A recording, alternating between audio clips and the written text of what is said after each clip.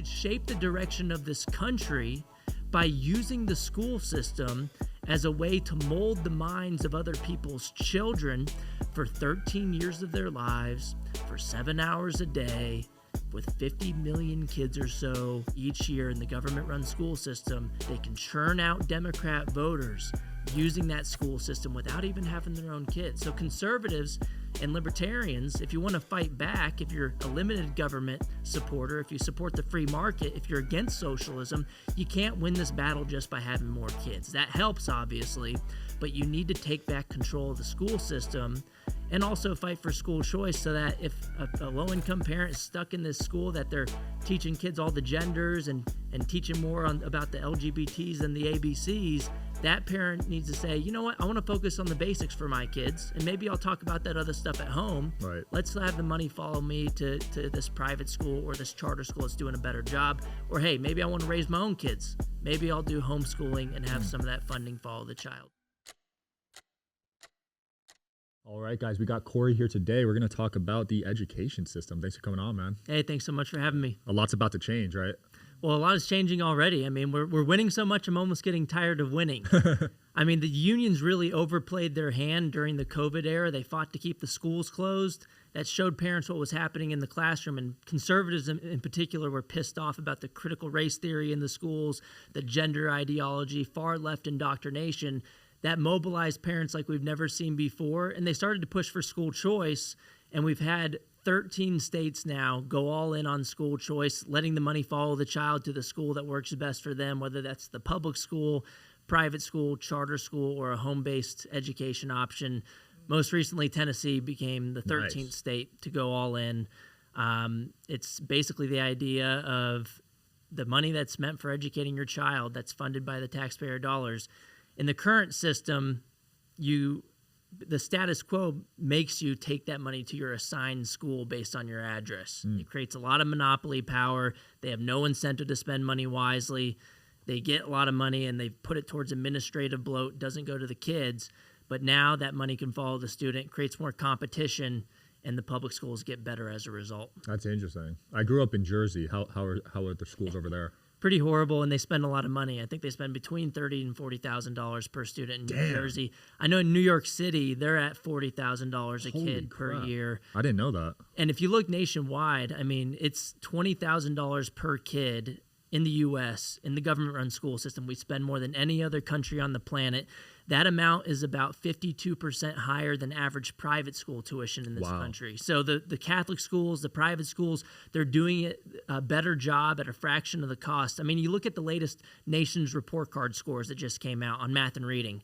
They found decades of learning loss for the public schools, but for the Catholic schools, they have a big enough sample to be able to show us what's going on in that sector, not for private schools overall, but for the Catholic schools, they show no statistically significant losses relative to 2019 because they kept their schools open during the COVID years. Yeah. The teachers unions, they knew they could leverage those closures for even more money. They held children's education hostage.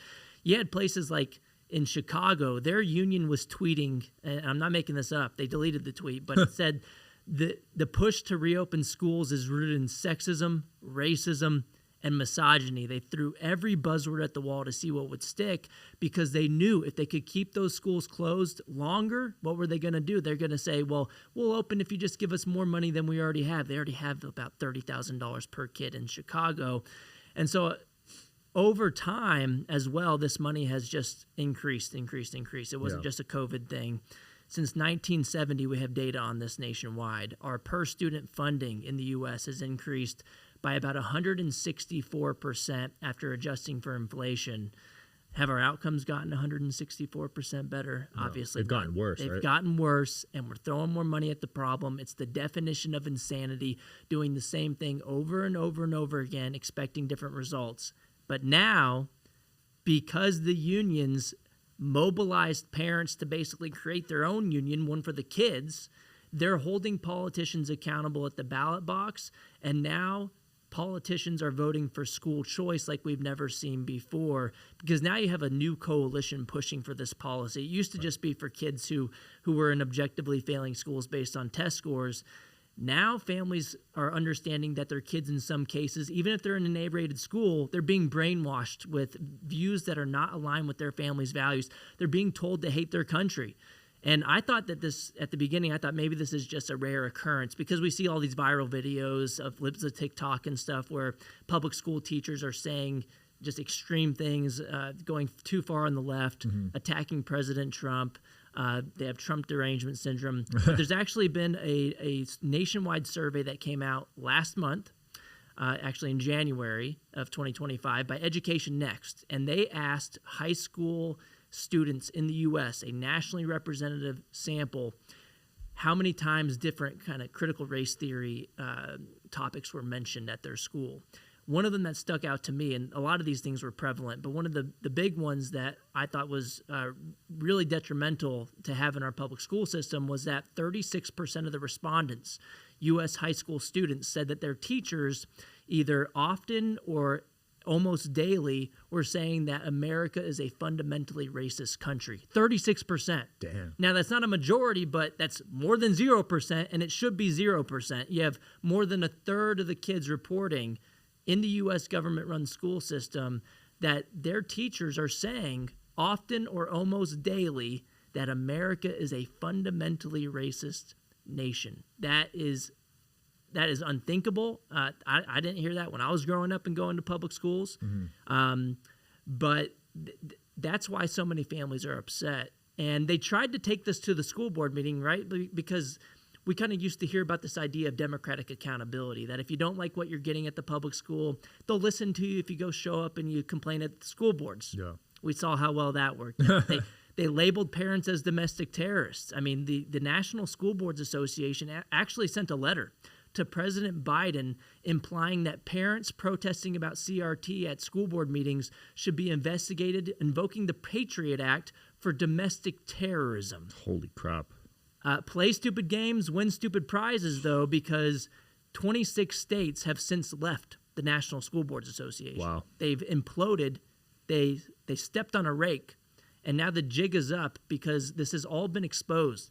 The schools are open now, but the problems are still there, and the parents are hearing about it, and they're not going to give up the fight. They remember how powerless they felt in 2020, and they're going to continue fighting so that they never feel powerless like that ever again. And school choice, in my view, is the best way to empower parents to fight back. Because now, if you go to your school board meeting and let's say you want to stay in your public school, if you have the power to take your money somewhere else, that school board's going to think twice about calling you a domestic terrorist. They're going to think of you as a customer. Right. They're going to think of you as a partner in the relationship.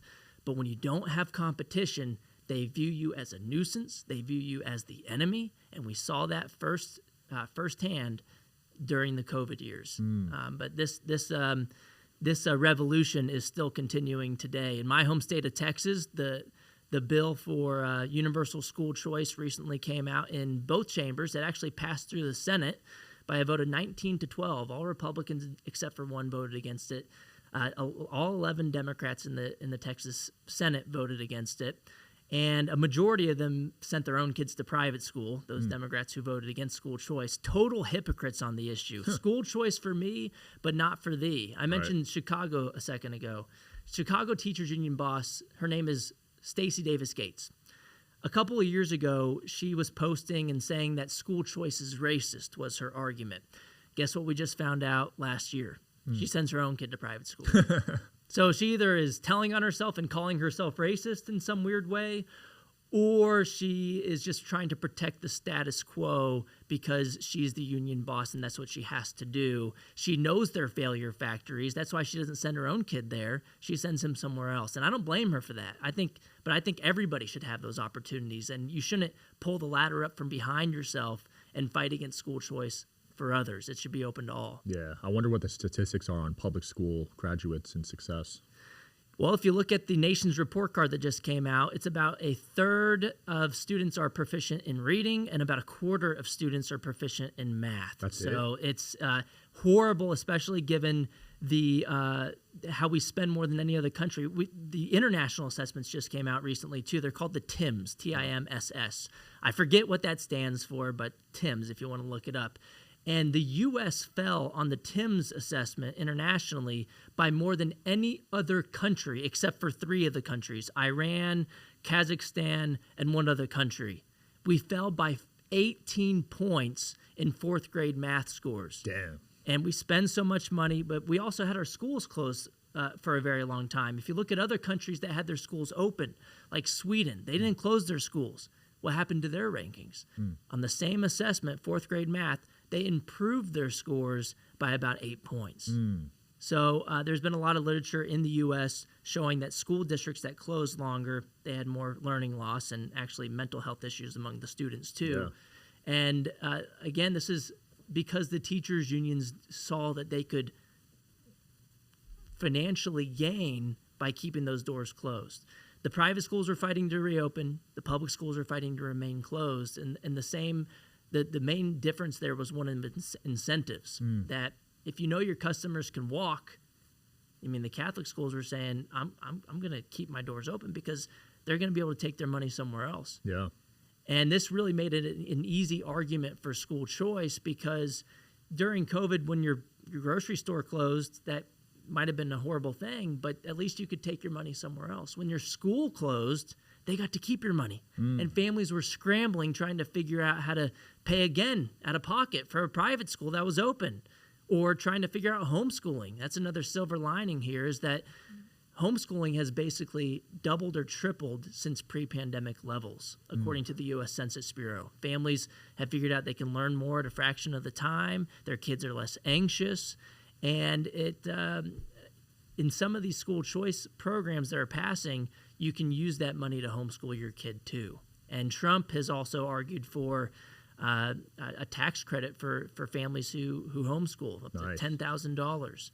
And he's also promoted school choice passing out of Congress. There's a bill right now called the Educational Choice for Children Act, creates a nationwide school choice program. It's supported by Speaker Johnson. It's supported by the Senate leader, Thune. And a majority of the Republicans in both chambers have signed on to at least one version of that bill, and it's already passed out of a committee last year in September. So there's a lot of momentum happening right now on the education front. We haven't seen anything like that. I mean, we've seen more victories. We've seen more advancement on the school choice front in the past 4 years than in the preceding 4 decades. Yeah, that's exciting. It's a huge deal. It's thanks to guys like you. It's thanks to guys like Charlie Kirk saying college is a scam. Yeah, Charlie Kirk's fantastic. He's a great advocate for education freedom. A lot of people have said that I've kind of helped push the fight too, but we should really raise our glass to and give a toast to people like Randy Weingarten, the president of the teachers unions, for inadvertently doing more to advance school choice and homeschooling than Randy. anyone could have ever imagined. I actually dedicated this book to Randy Weingarten. Oh, yeah? And if you want to look at the endorsement on the back by Ted Cruz, he's a senator from my home state of Texas, he says you can ruin Randy Weingarten's day by reading this book. Oh, I love it. It's their fault. I mean, they've been so drunk on power for so long. They've injected their politics into the classroom. I mean, the radical left figured out a long time ago that they almost didn't even have to have their own kids. They could shape the direction of this country by using the school system as a way to mold the minds of other people's children for 13 years of their lives, for 7 hours a day, with 50 million kids or so each year in the government-run school system. They can churn out Democrat voters using that school system without even having their own kids. So conservatives and libertarians, if you want to fight back, if you're a limited government supporter, if you support the free market, if you're against socialism, you can't win this battle just by having more kids. That helps, obviously, but you need to take back control of the school system and also fight for school choice, so that if a low-income parent is stuck in this school that they're teaching kids all the genders and teaching more about the LGBTs and the ABCs, that parent needs to say, you know what, I want to focus on the basics for my kids, and maybe I'll talk about that other stuff at home. Right. Let's have the money follow me to this private school or this charter school that's doing a better job. Or, hey, maybe I want to raise my own kids. Maybe I'll do homeschooling and have some of that funding follow the child too. Yeah. So I think this is going to shape this direction of our country in a better way now that we have more education freedom, and the wins are going to continue racking up. And look, Vodi Bakum said it best. We cannot continue to send our children to Caesar for their education and be surprised when they come home as Romans. Good news is the parents are not surprised anymore. Yeah. This is a deep issue, man, because these kids are the future of our country.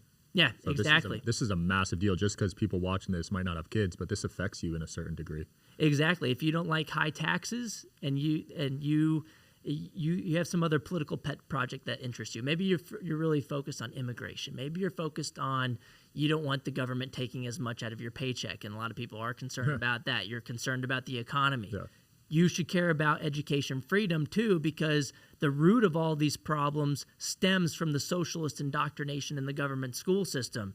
Of course, we have kids, millions of kids, 50 million kids or so each year going through this system, being brainwashed by the government-run school system to like big government and to see government as the solution to all their problems. Right. It shouldn't surprise us that at 18 years old they go and vote for more government.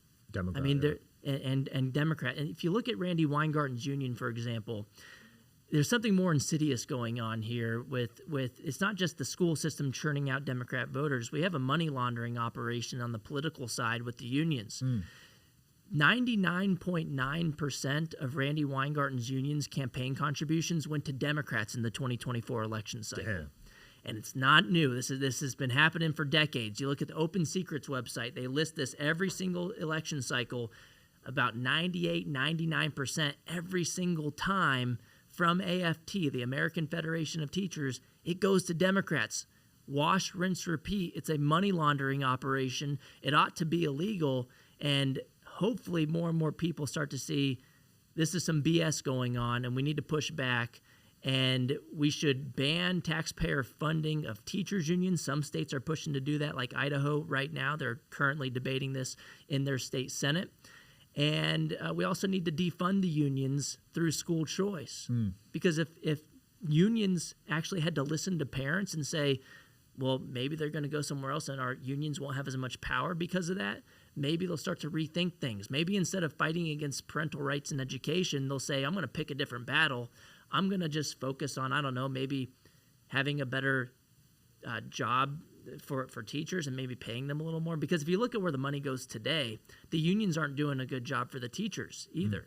They're doing a horrible job for parents. They do not think parents should choose their child's own education and direct the upbringing of their child, but they're also failing for the teachers. Since 1970, I mentioned spending has gone up in the public schools by 164%.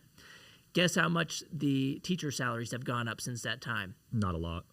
They basically haven't moved. Only about 3% increase, inflation adjusted, since 1970. And why is that?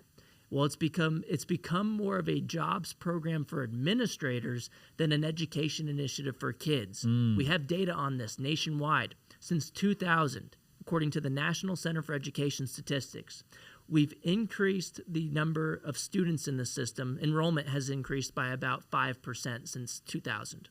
It hasn't really changed much. The number of teachers in the system has increased by twice that rate, by about 10%. The number of administrators in the system has increased by 95%. Holy crap. 19 times the rate of student enrollment growth. Then you zoom into different districts, and it's happening everywhere, especially in union-driven districts. In Chicago, which we mentioned a second ago. Since 2019, we have data on this in Chicago. The number of staff employed by the Chicago public school system has increased 20% since 2019. Over the same period, enrollment has dropped. The students are fleeing by about 10%. Wow. In what other industry do you bleed customers like that and then go on a hiring spree? It makes no sense, but it's because they're a monopoly. They have no incentive to do the right thing. They spend it on their political pet projects. They spend it on more dues-paying members, which means people like Randy Weingarten can make their $500,000 a year salary without actually producing results and actually failing year after year to provide an adequate education to kids. And I think the only way we get out of this mess through freedom as opposed to force is from the bottom up. Give them an incentive to let them exist, but give them an incentive to listen to parents instead of treating them as horrible people. Right. So that being said, do you feel like teachers should make more money? I think there's not a one-size-fits-all answer to our school system, but there's also not a one-size-fits-all answer to that question, because some teachers are doing a horrible job, but some teachers are doing a fantastic job. And so when I argue for school choice, similarly, it's not a public versus private debate. I think there are some public schools that are knocking it out of the park. There are some public schools that are horrible. In Chicago, they have about 33 public schools that have 0% math proficiency rate. Damn. 0. Not a single kid proficient in math in 33 of their government-run public schools. Baltimore, you go look over there. 40% of their high schools have 0% math proficiency rate. And so, not all private schools are beating all the public schools, though. But that's why parents who know their kids better than anybody else, they should be the ones determining, hey, maybe I like the public school for one of my kids because of whatever programs they have over there, or specialized mission. Maybe the mission of the private school is better for another kid, or maybe you want 2 different public schools. But that decision shouldn't be up to me. It shouldn't be up to a government official. It should be up to the parent for their own child. And so I like to say, if you like your public school, you can keep your public school. Yeah. For real this time, unlike with your doctor and Obama's false promise that. But for real, and the public schools we've seen in places like Florida, they have gotten a lot better as they've expanded school choice. A couple decades ago, they were at the bottom of the pack on the nation's report card for math and reading. Now, as they've expanded school choice to all families, Florida is ranked #1 by U.S. News and World Report on education. Wow. And it's not because they pumped more money out into the system. They spend 27% less than the national average per student in Florida. So it's not a money issue. It's an incentive issue. And it's a great place to be right now, but we're not done yet. The blue states are really far away. Why? It's because of that problem I just brought up, where the Democrat voters support school choice. A lot of Democrats send their kids to charter schools. They send their kids to private schools. They use the voucher programs. They use the scholarships to go to a better school. And the thing is, the Democrat politicians almost in lockstep vote against school choice because they're controlled by the teachers' unions. Damn, so these unions are powerful. Yep. So they have hundreds of millions of dollars that they can use to lobby against any change to the status quo. They fight against any form of accountability whatsoever. Wow. Why do you think our schools were closed so long? Randy Weingarten's union lobbied the CDC to make it more difficult to reopen schools. The NEA did the same thing, the National Education Association. They're the largest labor union in the country. And they have a federal charter, which makes 0 sense to me. They've had it for over 100 years. They are federally chartered by the federal government, by Congress. Republicans have a trifecta this session. They should revoke that federal charter from the NEA. We shouldn't give them special privileges. They're the only labor union that has a federal charter. It makes 0 sense why they have one to begin with. But Republicans in Congress should also pass school choice. They should also abolish the Department of Education. I'm glad Trump has been campaigned on that issue like every rally. And look, that department started in 1979 as a payoff to the NEA, the largest teachers union in the country. Jimmy Carter wanted their endorsement and gave them the teachers union, gave them the Department of Education. Started in 1979. We've spent about $2 trillion at the federal level since that time. The stated goal was to close achievement gaps. That hasn't happened. They've widened, if anything. Right. They've gotten worse. And it's a violation of the 10th Amendment. I'd say it's unconstitutional. It should be up to the states. The word education's not in the Constitution. Thankfully, we do have a bill in Congress right now by Senator Mike Rounds out of South Dakota, a Republican. And it's called the Returning Education to the States Act. It's pretty dang simple, and it's not as scary as what the Democrats will have you believe. It block grants the current funding at the federal level back to the states. It's literally returning education to the states. And Texas, for example, has 10% of the students in the nation at the K-12 level, so they'd get about 10% of the funding. Based on your enrollment is how much of the funding you'd get. And any vital programs, according to that bill, would move under different departments. So, for example, special needs students, they may have some programs that benefit them under the Department of Education right now. That would move under the Department of Health and Human Services.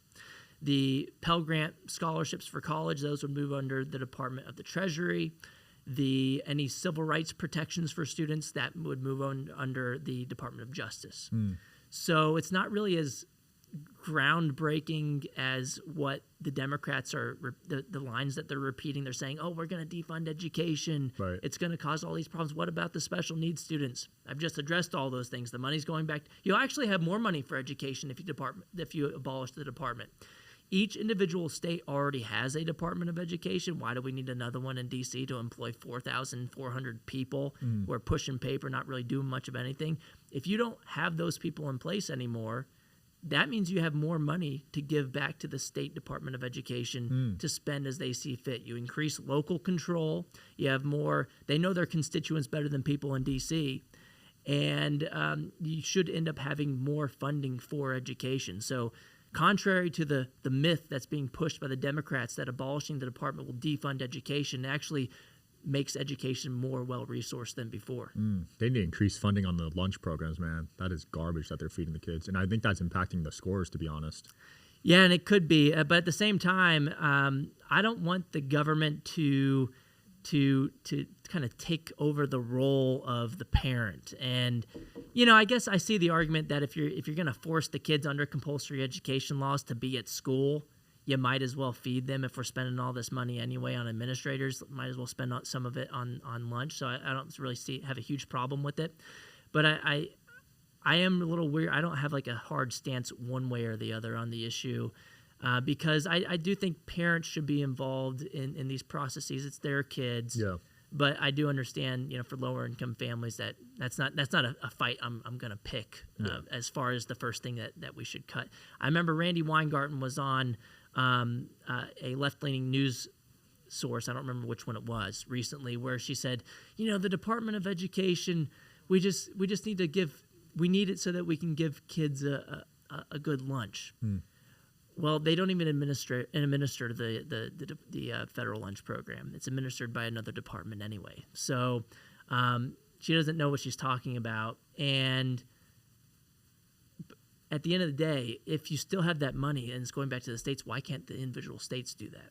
Right. Right. So, and I think they could do a better job at providing the meals that best fits their constituents. And I think more local control would be a good thing. Yeah. I got a lot of friends. I'd say 80% of them send their kids to either private or homeschool. 80% of my successful friends. Myself, so maybe this is why I'm not so successful, is I went to government schools. And if you want to check out, I wrote you a note at the beginning, Sean, and for the listeners, if you want to see it too.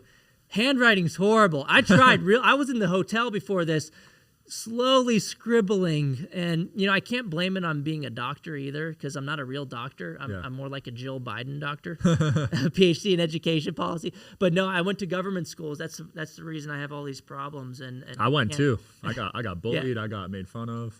Yeah. So did you go your entire K through 12? K through 12, and I went to Rutgers, which is a public university. Oh, okay, cool. Jersey. Yeah. So I went to public. I don't like really call them. I catch myself sometimes calling them public schools, but they're not really public schools.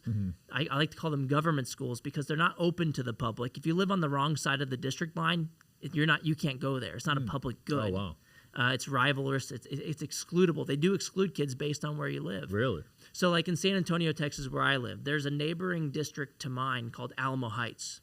And in fact, if you want to transfer your kid in there, you could theoretically do it, but they charge you, in addition to what you're already paying in property taxes, they charge you $10,000 or so per child per year. A public school charging tuition as if it's a private school. So they do exclude kids. They expel kids. That's a way to exclude them. They're not accountable to the public. We've seen what's happened with the school board meetings and how they just turn off mics. They label you as an evil person if you disagree with them. They don't want any transparency. They don't want any sunlight, which is usually the best disinfectant, because they live in a bubble, in this closed system where they're not accountable to anybody right now. And so, one, that's why we need school choice. But yeah, I mean, it's just. I actually went to a public. So they're not accountable to the public. They're not open to the public. They're not public goods as an economics basic definition of being rivalrous and excludable. You can't exclude people. They do exclude people. They're run by the government. They are compelled by the government through compulsory education laws. They are assigned by the government. and they are funded by the government, at least the taxpayer, which is the government takes your money and then sends it to the schools. So they're more accurately described as government schools than public schools. But in high school, I had the opportunity to go to something called magnet school. MAGA? Magnet. Oh, magnet. MAGA school would be awesome. Yeah, it would teach you to love your country, not to hate your country, and it'll be the best school. It'll be the best, and they'll be in the top percentiles in all their academics. But no, it was a magnet school, so they're kind of like charter schools in that they can have specialized mission, and you're not assigned to a magnet school. They're run by the district, but they have to attract their customers because they don't just get people assigned to them. Yeah. And so they usually have specialized missions. Mine was a communications school, and I felt like that had a good positive impact on my life trajectory. I think other families should have those opportunities too, and it shouldn't be limited to schools that are run by the government. You should be able to go somewhere else. I have a daughter. Actually, I just joined the parent revolution. She's actually at the hotel with Mama, and she's almost 7 months old. And before we had our first child, her name's Angelina, Miranda and I, my wife, had planned to homeschool. That's one of the first conversations that we had kind of when we were dating and stuff. And we were aligned there, so that we were aligned everywhere, but that was a really important part of the conversation too. And after having our child and seeing her for the first time, there's like no way that we're not going to homeschool. I don't want to send you anywhere else. I don't want to send you to the private school. I don't want to send you to the public school. Maybe things change over time, but I think we're going to try to make the homeschool thing happen. And there's a lot of other cool things that are going on recently, and this isn't a new phenomenon at all. But have you heard of micro schools? No. So it's kind of like homeschooling. And how about the pandemic pods? They were calling them pandemic pods during the COVID era. No, I didn't see that. So when the government schools closed, a lot of parents, they were trying to figure things out, right? If they couldn't, they were trying to find the private schools that were open, and a lot of them were. A lot of them tried to do homeschooling, but they were also trying to work at the same time. They found this kind of middle ground called pandemic pods. Yeah. So that's where you had 5 to 10 children getting together in one household. And so the parents could basically band together and economize on the process of homeschooling. And so it's not like a one-on-one situation, but it's almost there. You get some of the benefits of socialization with the other kids, and you could even hire a private tutor and pay them to help in your household. And you can basically create your own miniature school, hence the term micro school. And they've been doing this for a long time. A lot of people try to like to say it's this kind of re-envisioning of the one-room schoolhouse. And in Arizona, where they've had school choice for a long time, they're one of the best states on school choice. They were actually the first state to go all in 2022, allowing all families, regardless of income, to be able to take their scholarship money to the school that works best for them. The union got really upset, though, because parents were using the scholarships to go to these micro schools. And one of the very famous ones, or ones that's doing a good job in Arizona at least, is called Prenda Micro Schools. The founder's name's Kelly Smith. And the union actually put out a political hit piece against their founder and the organization. The NEA, the largest teachers union, put out an opposition research sheet on Kelly Smith and Prenda Micro Schools because they were so afraid of them shaking up the education status quo. Wow. It's not the factory model government-run school system anymore, and families like it. They're using the ESA funds to access those schools, and during COVID in particular, they were seeing a phenomenal increase in their enrollment in students in their micro schools. So, in some states, like in my home state of Texas, you hear from some of the people on the fence in the legislature who might not want to vote for it, usually because they're already endorsed by the teachers unions and they're already controlled by them. But some of them live in rural areas, and some of them are Republicans. And so they'll try to have their cake and eat it too. They'll try to say, on the one hand, I'm a conservative, I'm a Republican, but on the other hand, I got to vote against this thing that's on the party platform, school choice, even though Trump supports it, Governor Abbott supports it, basically every other Republican supports it. But I am going to make an exception for myself because I'm in a rural area. And because I'm in a rural area, my constituents don't want it. We don't have a lot of private schools. Yeah. But at the same time, in the next breath, they'll try to say this is going to defund their fantastic rural public school. Hold on a second. If it's so fantastic in your public school, you should not be afraid of any competition at all. Then no one's going to go anywhere else. And especially if it's true, you don't have any private schools, then if people don't leave, the public school is not going to lose any money, because public schools are funded based on the number of students, based on their enrollment. If it's true that you don't have any options there, then you're not going to lose any money. So they try to, it's like the 2-button meme on social media where the guy's sweating and he's trying to figure out which button to press. On the one button it's a way to say two things are logically incompatible. On the one hand, they'll say my constituents can't use it, the public school is the only option. And the other button is basically them saying that school choice will defund my rural school.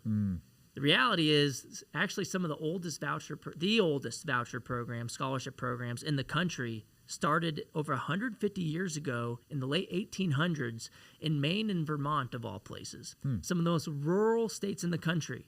And guess why they were created? Back in the 1800s, and in some cases now as well, they have some districts in their state where they don't even have a public school. They're so rural, they don't have a public school. And so they figured out over 150 years ago, not having a lot of options is an argument actually to expand opportunities, not to restrict them. So our oldest scholarship school choice programs were because they were rural. So let's give you more choices so that you can have an opportunity. And so like with these micro schools in rural areas, that's an option that can pop up too. Maybe you don't have a brick and mortar private school that pops up, or maybe you just have one. But in a rural area, you might be able to have some type of homeschool co-op or micro school pop up. Right. Supply will meet demand, and now you actually have more options than you had before. And what's really important about the legislation that they're pushing now as opposed to a long time ago, we've gone from the voucher or the scholarship to an education savings account. Savings accounts you can use on things beyond private school tuition, whereas the voucher is basically a ticket you can use to get to a private school. But now you can use the savings account directed by the parent, kind of like a health savings account. I don't know if you've used one of those before, but you can only use it for health expenses. With the education savings account, it's that money that would have went to your government school. You can still choose that if you want, but if you don't, that's a portion of that goes into that savings account directed by the parent. Can be used for private school tuition if you want, but you could also use it for homeschool curriculum, micro schools, private tutors, or guides. Cool. And so it really is the gold standard of school choice policy. It really takes us from school choice to education choice because, as we know, schooling is just one way to achieve an education. And in some ways, schooling is antithetical to education. These days, yeah. I mean, I don't know about your experience in the public school system. Not good. Yeah. So, like, when I was in the public school system, before the magnet school at least, there was a lot of drugs, gangs, violence, people getting into fight. That was the cool thing to do, to get into a fight. Fights, yeah. And so, like, we had this thing, and I wrote about it in the book, called getting rolled into a gang. And the way that they would do it at my middle school is if you got beat up in the bathroom by fellow gang members, then all of a sudden that means that you were initiated into the gang too. It's like a prison. And I actually had a friend, and I've still talked to him to this day. He's mentioned in the book, but not by name.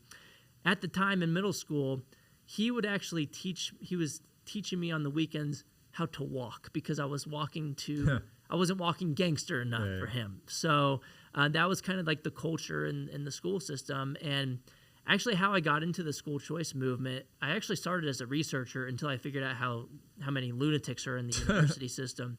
I still published about 40 peer-reviewed studies. I don't know how I did it. I mean, one of the peers in that process, it's blind, so they don't know who you are, but they usually do because you usually publish your paper online first, and then you submit it to a journal. But you don't know who's reviewing your study, so there's no accountability there. They can do whatever they want. They can reject it, accept it, regardless of how good or bad the study is. And it's usually if they agree with the result, they'll accept it. If they disagree with the result, they'll reject it. And I had this study where I found, it was in my first study, it's peer-reviewed now in Social Science Quarterly. There's actually another iteration in the Journal of Private Enterprise. So it's 2 studies on this topic, finding that the voucher program in Milwaukee, it started in 1990. We used student-level data from the state-mandated evaluation of that program, my co-author and I. And we found that by the time those students were 25 to 30 years of age, they were substantially less likely to commit crimes as adults than their similarly matched peers in the public school system. So lo and behold, you get a better education experience. You're more likely to graduate. You're more likely to get a job. You're less likely to be involved in the criminal justice system too. It's another one of these side benefits that are, I would argue, even more powerful than the academic benefits of school choice.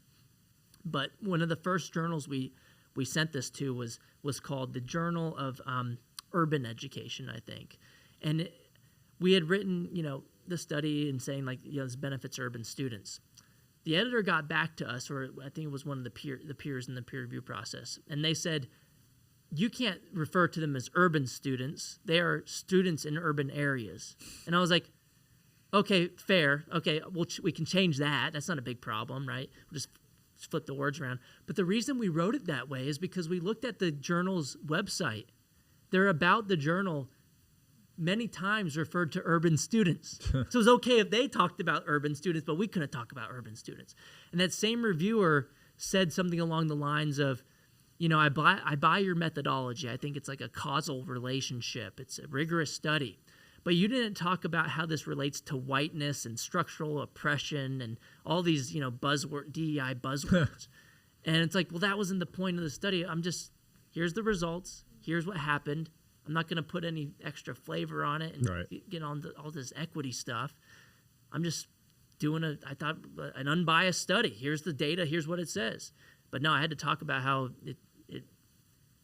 it relates to whiteness. I mean, it didn't even make any sense to me. And so we went to a different journal, and it ultimately got published. But it just goes to show you, I mean, when they say peer-reviewed, that doesn't actually mean all that much. And it could actually be a negative indicator, not a positive depending indicator. on who's reviewing it. I mean, I had someone I was arguing with who's a professor in a college of education at the University of Texas, Austin, today or recently on X. And he was basically saying, there's some studies that show that if you use a scholarship that they lemon pick the evidence. They choose the few negative studies and they use that to hang their hat on it. And they say, well, sometimes when students use scholarships, their test scores go down a little bit in this and that study. And it's a peer-reviewed study. One of those studies in their working paper version found positive effects. They went through the peer review process and all of a sudden found school choice somehow had negative effects. And as professors, you're going to do whatever the peers say because you're trying to get published, right? That's kind of like your, I mean, even if no one reads the study, if you have a journal article that's in a high prestigious, that's kind of their status. They're outside of their echo chambers. Nobody really cares about it. No one reads. And the peers don't even read the studies.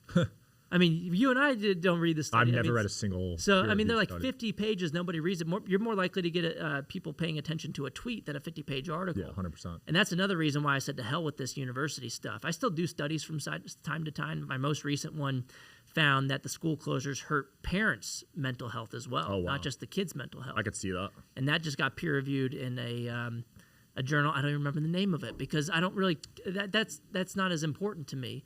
And the most recent study I got peer-reviewed before that was finding that the teachers' unions were linked to the closures, that places that had stronger teachers' unions were more likely to keep their schools closed longer. That wasn't really a surprising finding, but a lot of people, in their echo chambers would say, oh, no, you can't just read the news headlines. You need to put data behind it. And so we did. But, yeah, it's Looney Tunes in the university system. And I think that's why we have so many problems at K through 12 too. The teachers are going through these colleges of education and learning to be Marxist, and then that trickles down to the public school system, and it's a huge problem. But this person I was arguing with on X earlier, professor at the University of Texas Austin in their College of Education, he was pointing to these studies saying that this actually hurts the kids, and my response was, you know what? The parents know their kids' needs more than you, professor. And they shouldn't need your permission to choose the school that works best for their kid.